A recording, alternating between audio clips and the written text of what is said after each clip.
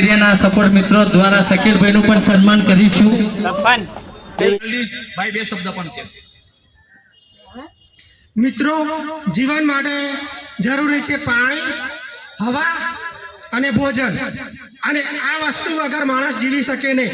અને એમાં પણ હવા તો કુદરતની દેન છે, પરંતુ ભોજન અને પાણી એ વ્યવસ્થા શકીલભાઈ આણંદમાં સમગ્ર વિસ્તારમાં કરી રહ્યા છે.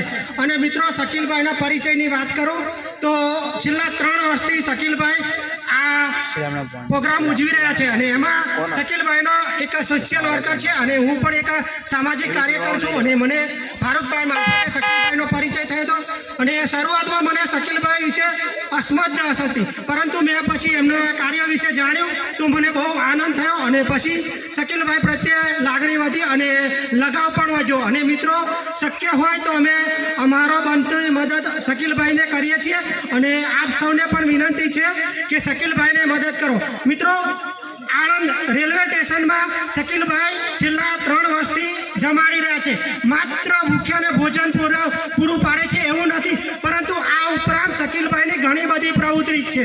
અને અહીંયા શકીલભાઈ મુસ્લિમ છે, પરંતુ સેવા લેનારા માત્ર મુસ્લિમ છે એવું નથી. મુસ્લિમ તો 5% પણ નથી.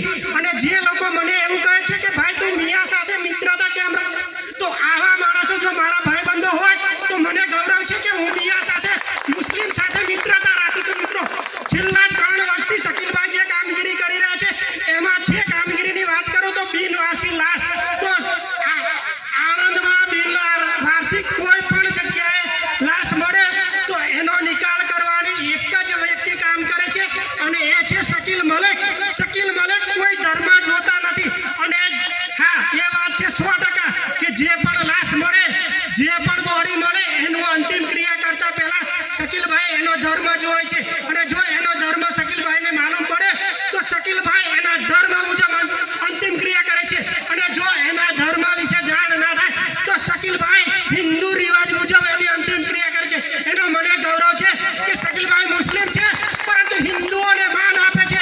મિત્રો, આવા બહુ ઓછા માણસ હોય છે. ત્યારબાદ વાત કરો તો ઉનાળામાં છાશ વિતરણનું કામ પણ સમગ્ર આણંદમાં શકીલ મલેક કરે છે. અને શકીલ મલેક ભલે એની પાસે જે પણ હોય, શકીલ મલેકને તકલીફ તો પડે, શકીલ મલેક બીમાર પણ પડે, શકીલ મલેકને ઘણી તકલીફ પડતી હશે, પરંતુ ક્યારેય આ કાર્યક્રમ બંધ નથી રાખ્યો અને દરરોજ માટે ચાલુ રાખે છે. મિત્રો, અને આ બાબતે અમને ગૌરવ છે. અને શકીલ મલેકનો હું મિત્ર છું, એને પણ મને ગૌરવ છે. અસ્તુ ભારત માતા કી જય. મિત્રો, દરેક સમાજના નાનું મોટું કંઈક પ્રશ્ન હોય એમના માટે લડાઈ ચાલુ છે.